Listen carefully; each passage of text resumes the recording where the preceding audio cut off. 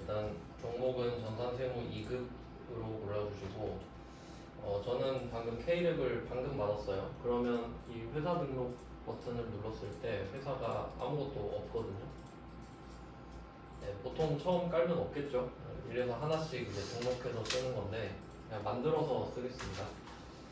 코드는 4자리로 만드는데 그냥 처음일 때는 아무거나 해도 되죠. 1000번을 하셔도 되고 전 1000번으로 만들었어요. 회사 이름은 그냥 전산세무 2급으로 하겠습니다. 회사 등록해서 하면 돼요. 그 다음에 구분은 법인으로 하겠습니다. 법인 기준으로 하니까.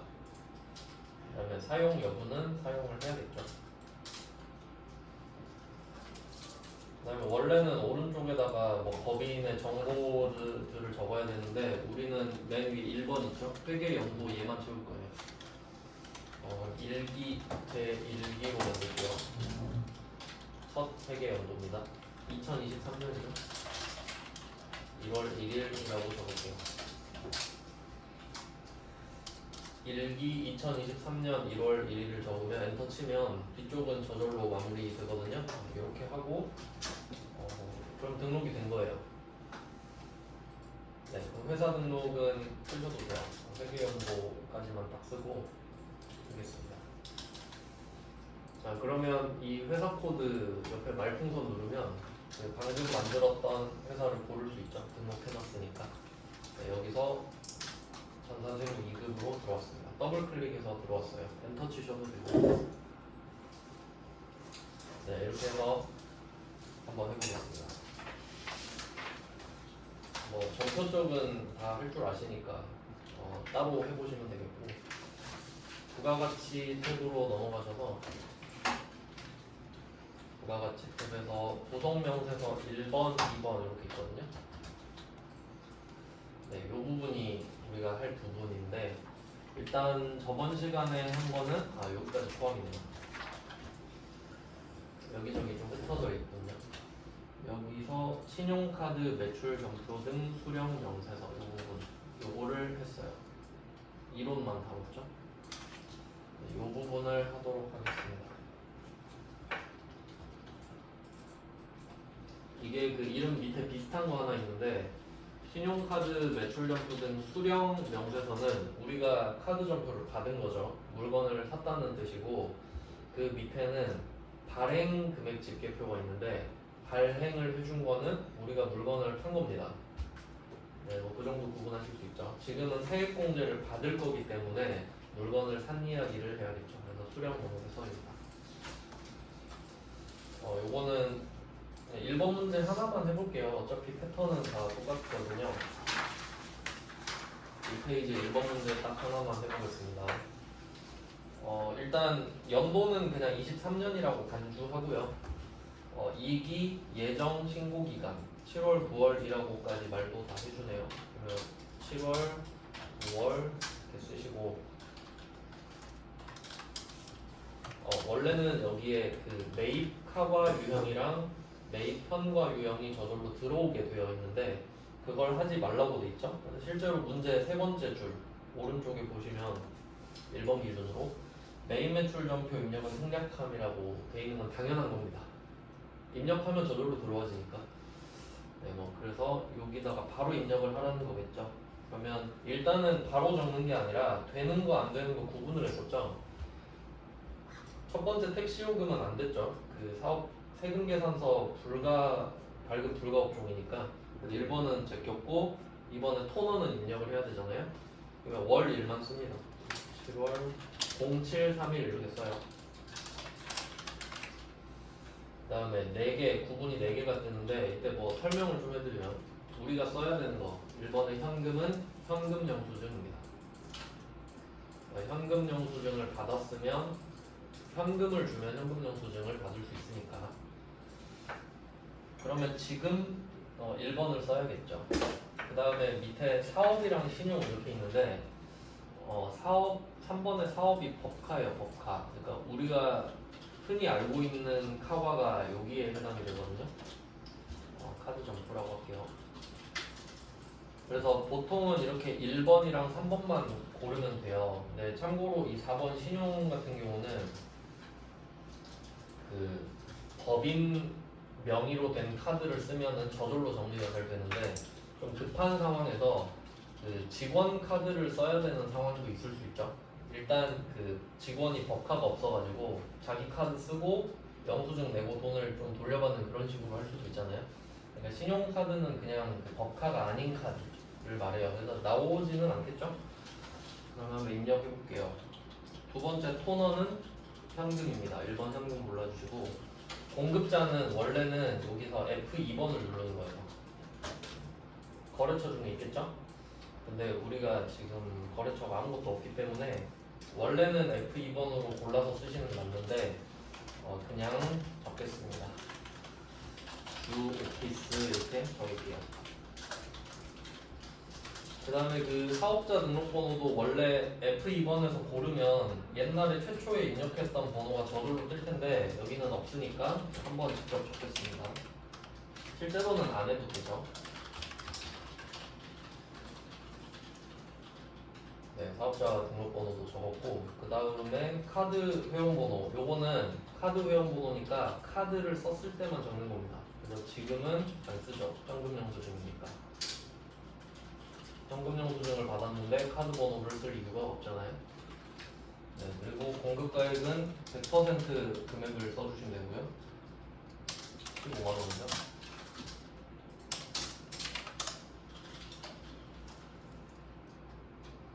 네, 그 다음에 세 번째 게 직원용 음료수 구입인데 이것도 뭐 공제받을 수 있으니까 적으면 됩니다. 0812로 시작할게요. 그 다음에 얘는 카드를 썼는데 문제에서 이미 말을 해줬었죠. 문제 두 번째 줄에 사업용 신용카드라고 말을 했으니까 얘는 3번 사업을 찍어주시고 이음마트라고 했습니다. 사업자 등록번호도 뭐 이번에는 그냥 연습 삼아 써볼게요.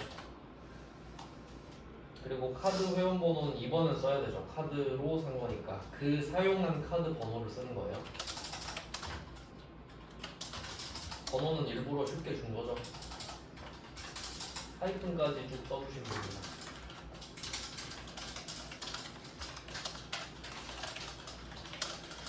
네, 금액은 5만 원. 네, 이렇게 하면 끝이에요.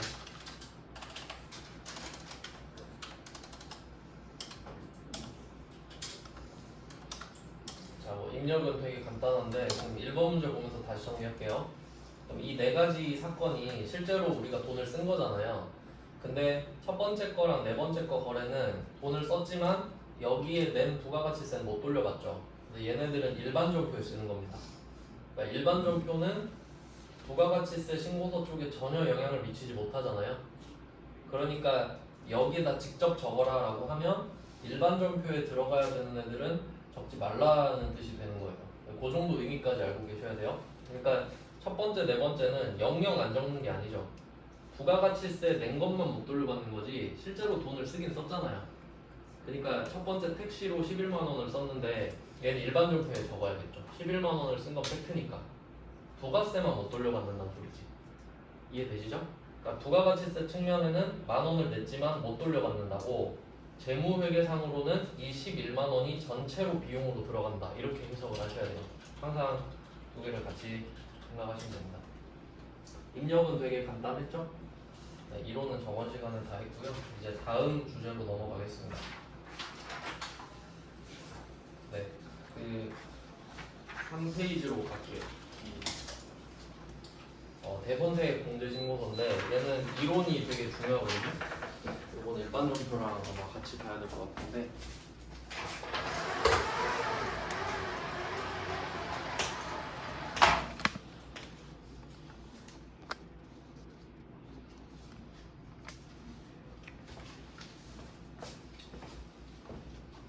네, 이거 일반전표랑 좀 관련이 있거든요. 그 관련된 부분만 좀 따로 출력을 걸어놓고 시작할게요. 그 대손색 공제도 일반전표에서 했던 거 기억나시나요? 대손충당급이랑 대손상납 있어서 그 부분이랑 같이 봐야 돼서 그거를 좀 출력을 해놓고 드리겠습니다. 이제 부가가치세랑 연결해서 봐야 되거든요. 조금 더 복잡해져요. 그 유동자산의 9페이지, 10페이지인데 넣고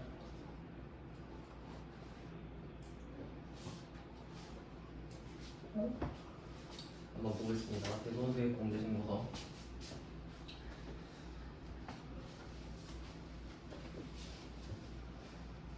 일단 제가 그 예시를 하나 적어가지고 그걸 보면서 좀 설명을 해드릴게요. 분계를 4개를 적을 거예요.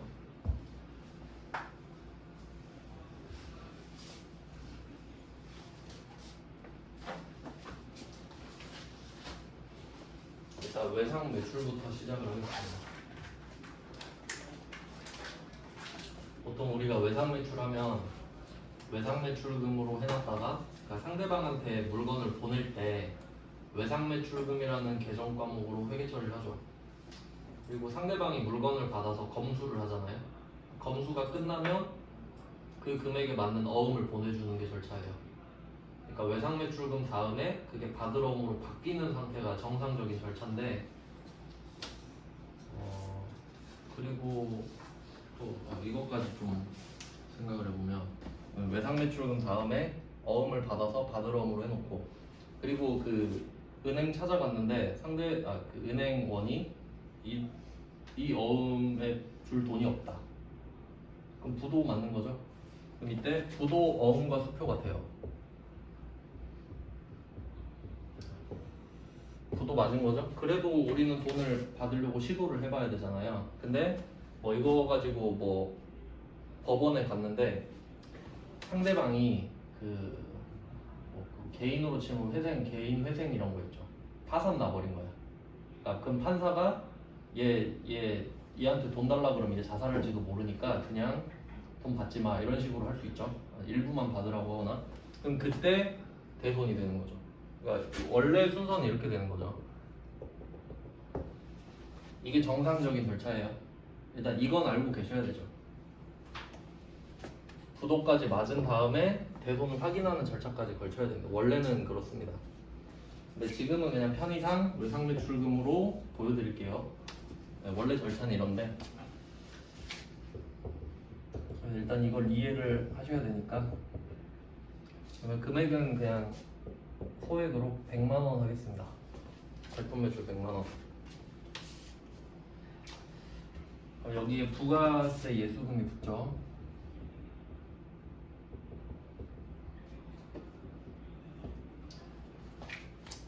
그냥 외상매출금으로 할게요.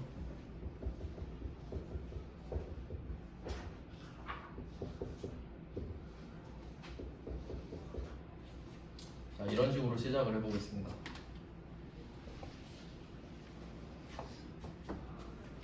자, 뭐 일반적인 외상매출이에요. 네, 그리고 시간이 지나서 A가 뭐 파산 선고를 받았다 뭐 이런 식인 거죠. 파산 선고를 받았어요. 그러면 그 말은 판사가 나한테 야 너 A한테 돈 받지 마 라고 한 거죠. 그럼 우리는 뭐 판사가 받지 말라는데 어떻게 해요? 그럼 못 받는 거죠. 사법부 존중해줘야 되니까. 그러면 우리 입장에서는 이 100만 원이 문제가 돼요. 그러니까 실제로 진행 상황이 어떻게 되냐면 지금 날짜로 한번 해볼게요. 2023년 1기, 2기 이렇게 쪼개놓고 그 다음에 예정, 확정.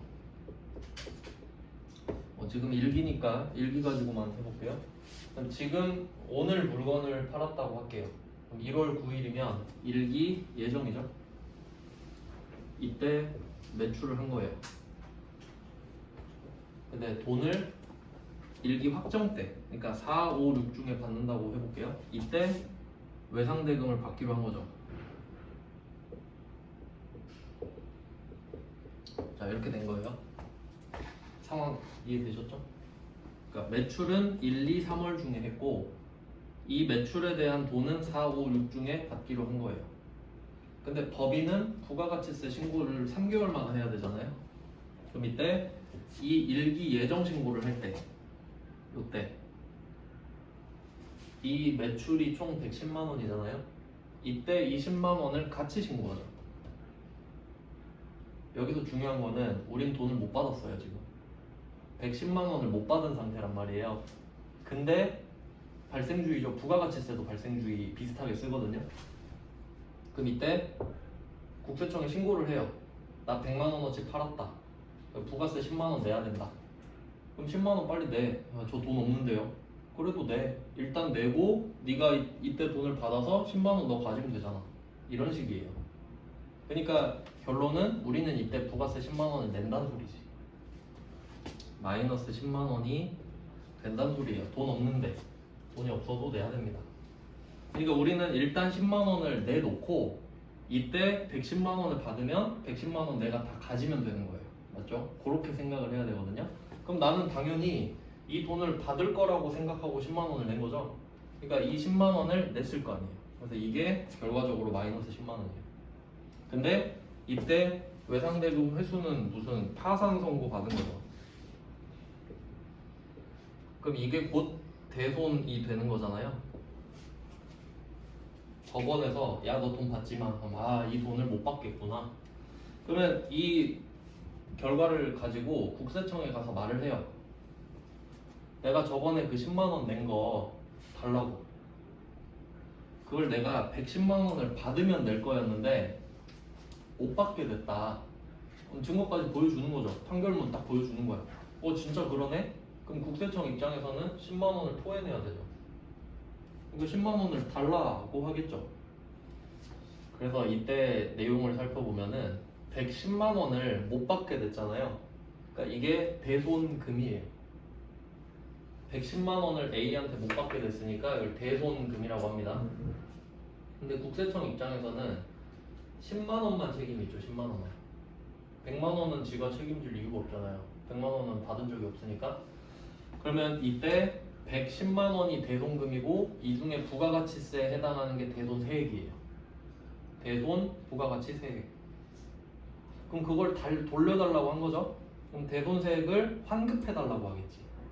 빠꾸시켜라. 근데 국세청이 이렇게 말해요. 국세청은 돈 주는 거 싫어합니다. 이유는 국세청은 돈을 걷는 곳이잖아요. 그러니까 주는 걸 싫어한단 말이에요. 그러면 기다려봐라. 네가 너한테 10만 원을 주는 것보다 어차피 너 확정 때도 부가세 내야 되지. 그럼 내가 그때 10만 원 덜 받을게. 라고 하면 어차피 상관없죠. 우리는 10만 원 덜 내도 받는 거랑 같으니까. 그래서 이름이 대손세액 공제가 되는 거예요. 110만 원 못 받았죠? 대손금? 그 중에 대손세액 10만 원이죠? 그걸 환급해 달라고 했는데 환급은 에바고 내가 덜 받을게. 빼줄게. 빼는 게 공제잖아요. 그러니까 이름이 대손세액 공제. 이해되셨죠? 대손세액 공제가 되는 거예요. 그리고 제가 전에 비슷한 거 하나 설명해 드린 적이 있는데 이런 것도 있어요. 이 상황이랑 비교해 볼게요. 그리고 또 이런 상황도 있어요. 일기 예정 때 부가가치세 신고를 한 거예요. 근데 매입세액이 더 많은 거예요. 그러니까 사업을 처음 시작해서. 사업을 처음 시작하면은 파는 것보다 사는 게 더 많잖아요. 그래서 이때 납부세액이 마이너스 10만 원이 떠버린 거지. 그럴 수도 있겠죠. 납부세액이 마이너스 10만 원이 된 거예요. 그럼 이거랑 똑같은 겁니다. 그럼 우리도 또 가가지고 10만 원 주세요 할 거 아니에요. 근데 국세청이 똑같은 대답을 한다 이거지. 야 너 어차피 확정 때도 신고해야 되잖아. 그때까지 기다렸다가 10만 원을 덜 받을게 라고 하는 패턴이랑 같은 거거든요. 그러니까 예정 때는 돈을 돌려주기 싫어해요. 그래서 이 패턴이랑 비슷하게도 대손세액 공제는 확정 때만 해줘요. 예정 때는 안 해줘요. 그러니까 어차피 문제 보면은 확정 신고밖에 안 나올 거라는 거죠. 그러니까 환급이랑 좀 비슷한 개념이잖아요. 돌려주는 거니까. 그래서 국세청은 웬만하면 환급을 싫어하고 공제 쪽으로 돌리려고 한다. 이 정도를 좀 이해하시면 도조상으로 비슷해요. 자, 그럼 여기까지 이해됐으니까 그럼 파산 선고를 받은 겁니다. 그럼 제목을 좀 달아볼게요. 얘는 외상 매출이고요. 그리고 파산 선고를 알려준 거죠. A 입장에서. 미안한데 나 너한테 돈 안 갚아도 돼. 그러면 그걸 듣고 우린 일단 세무서로 달려갑니다.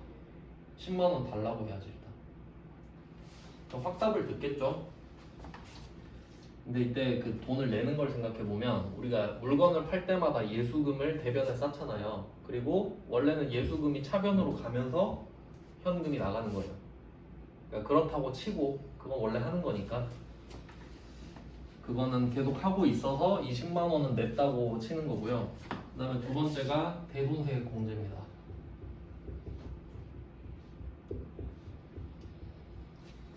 대손세액 공제를 해달라고 가는 거예요. 국세청 가서. 어떻게 할 거냐? 내가 A한테 110만 원을 받아야 되는 이유는 국세청한테 10만 원을 냈기 때문이죠. 그럼 이제 이 국세청이 10만 원을 포기한다고 했잖아요. 나한테서. 네가 110만 원을 못 받게 됐으니까 내가 너한테 10만 원 안 받을게. 포기를 했기 때문에 우리 입장에선 이 예수금만큼 줄어야 됩니다. 그러니까 이만큼 돈을 더 냈었잖아요. 그러니까 다음번에는 이만큼 덜 내야 되죠. 그래서 부가세 예수금이 없어져야 돼요.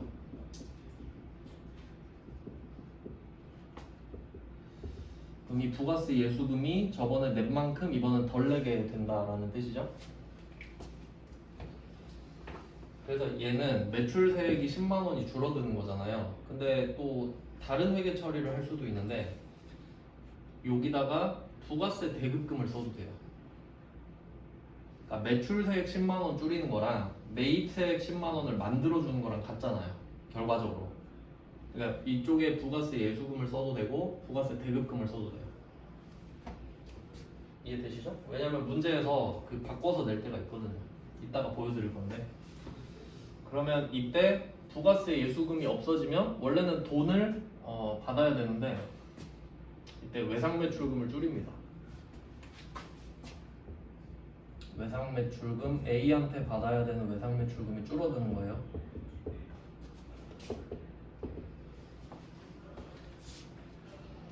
그러면 외상매출금이 A한테 받아야 될 게 110만 원이었다가 이제 10만 원이 줄어들었으니까 잔액이 100만 원이 돼요. 이제. 자, 그러고 나서 그럼 100만 원이 되니까 이제 대손 처리를 하는 겁니다. 이제 대손 처리를 하는 거예요. 그러니까 대손세액 공제는 부가가치 세법상 이루어지는 거죠.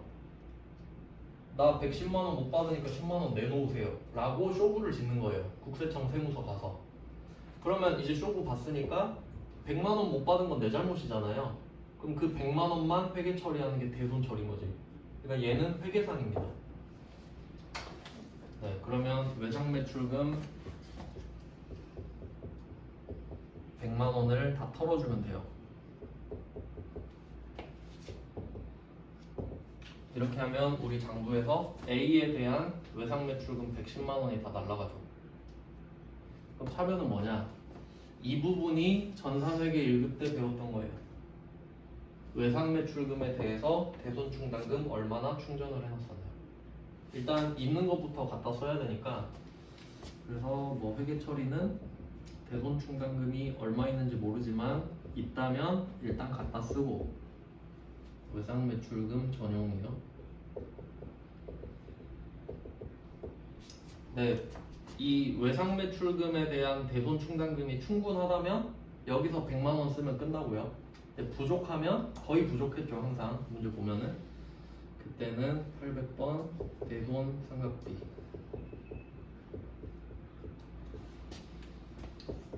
네, 부족분만큼 추가로 보태줬죠. 요게 회계 1급 때 했던 거예요. 대손 처리. 네, 이렇게 되고 그 다음에 여기까지 하면 딱 정리가 되거든요. 110만 원이 10만 원 빼고 100만 원 빼고 여기까지는 뭐 괜찮은데 문제는 회수예요. 이걸 A가 110만 원을 갖고 왔을 때 이게 문제가 되는 거죠. 이거 회수.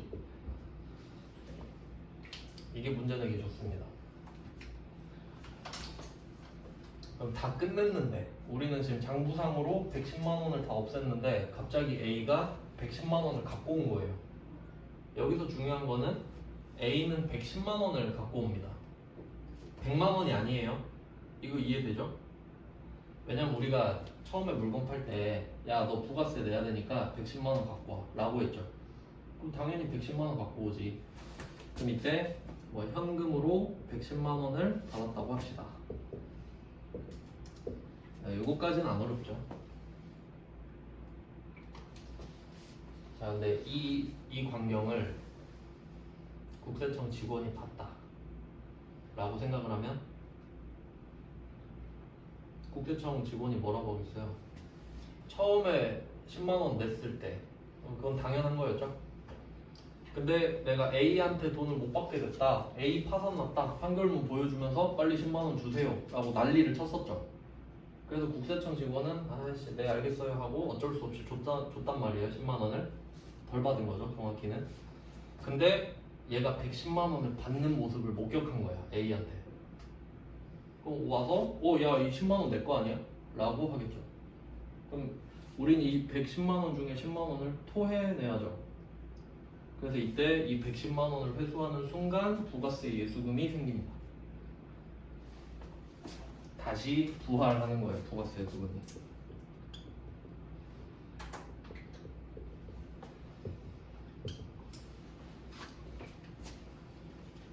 이렇게 된 겁니다. 그러면 10만 원 이게 우선순위 1번입니다. 여기서 포인트는 뭐냐면 내가 대손세액공제를 받았었던 거죠. 근데 모든 사람이 전부 다 대손세액공제를 받는 건 아닐 거예요.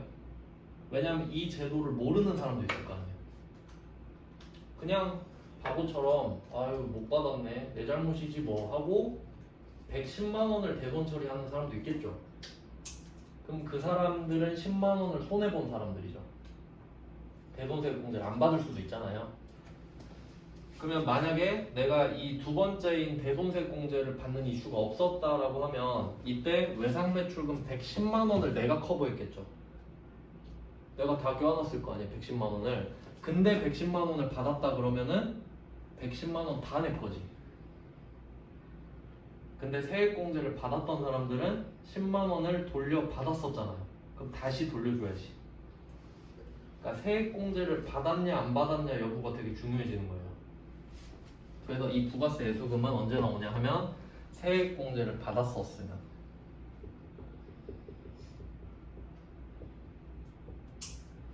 받았었다면 부가세 예수금이 생기는 거고요. 세액공제를 안 받았다면 부가세 예수금이 없겠죠. 내가 받은 게 없는데 뭐하러 또 돌려줘요? 그럼 두 번 내는 거지. 자, 그리고 이제 나머지 100만 원 있죠. 그러면 사실 이 100만 원 회계 처리가 뭐 나름 중요한데 우리가 이 100만 원을 이렇게 회계 처리했잖아요. 근데 보통 우리가 푸는 문제는 어떻게 되냐면 이 대손 처리를 전기에 했다고 나와요. 작년에. 그리고 회수를 단기에 했다고 나오거든요. 전기, 단기. 그럼 여기서 중요한 게 연도가 바뀌잖아요. 뭐가 이 사이에 있냐면 장부를 정리하죠. 12월 31일에. 그러니까 12월 31일 기준으로 장부를 정리해서 그거 가지고 주주총회를 한단 말이에요.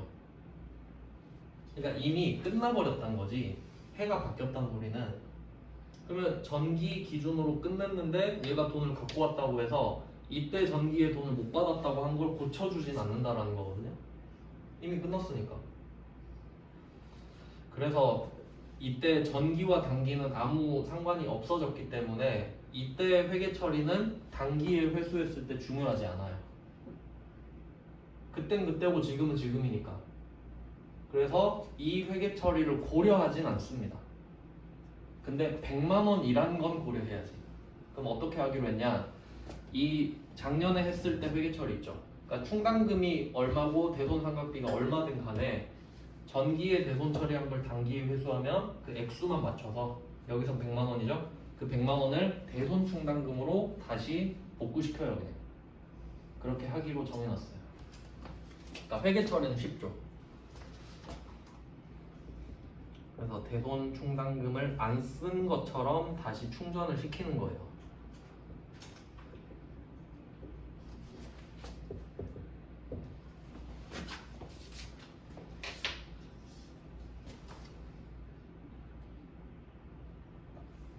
일단 이 구조를 이해하셔야 돼요. 그리고 참고로 전산세무 1급에서는 전산세무 1급에서 딱 한 문제 있더라고요. 단기에 대손 처리한 걸 단기에 회수하는 문제가 있었어요. 그럼 둘이 같은 연도죠. 같은 연도라는 거는 안 끝났다는 소리죠. 자, 이렇게 생각하면 돼요. 극단적으로 예를 들어서 내가 2023년 1월 1일에 돈을 못 받게 됐어요. 근데 오늘 돈을 받은 거야 갑자기. 같은 연도죠? 그리고 지금 결산 안 쳤죠 2023년. 그러면 얘가 돈을 갚았다고 하면 되잖아 그냥.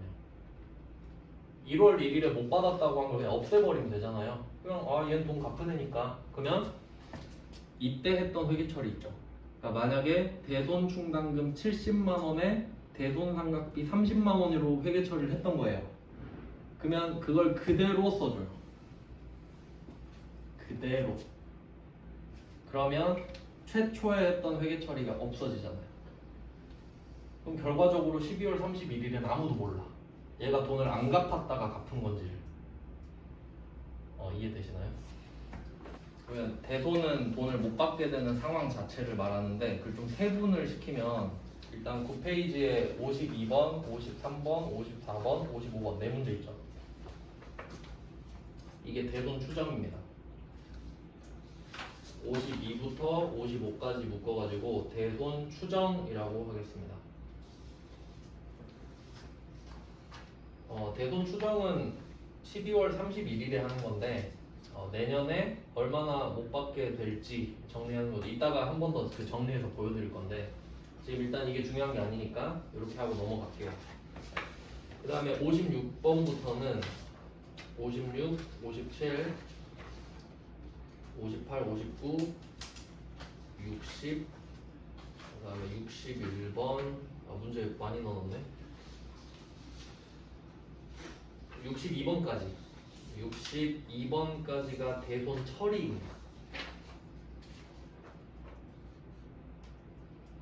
네, 대손 처리 56번부터 62번까지가 대손 처리고 그 다음에 63번부터 66번까지 네 문제 있죠. 이게 회수예요. 회수 이렇게 세 파트로 정리를 했는데 요거랑 좀 매칭을 시켜보자 이거죠. 일단 먼저 요걸 이해를 해야 되고 대손 추정은 아예 적질 않았습니다. 대손 추정은 작년에 했을 테니까. 그 다음에 뭐 외상 매출은 당연히 있어야겠죠. 요거는 그 뭐 11번 과세로 주로 쓰겠죠. 그 다음에 대손세 공제 요거 개념이 중요한데 요 부분이 따로 있진 않죠 지금. 세액 공제 문제가 따로 있는 건 아니에요. 그리고 대손 처리는 있죠. 요건 회계 1급 때도 했으니까. 그 다음에 회수. 그리고 제가 지금 회수라고 말씀드린 거는 정상적으로 회수한 게 아니죠. 얘가 돈을 한번 안 갚았다가 그리고 나서 뒤늦게 회수하는 거죠. 그러니까 대손 처리를 한 후에 회수를 말을 하는 거고요. 그럼 한번 대손 처리 문제를 좀 볼게요. 네, 이 문제를 보면 정확하게 이해를 하실 수 있을 거예요. 56번부터 볼게요. 자, 56번 문제를 보면 제가 이거 많이 넣은 이유가 있거든요. 56번은 외상 매출금만 표시할게요. 외상 매출금.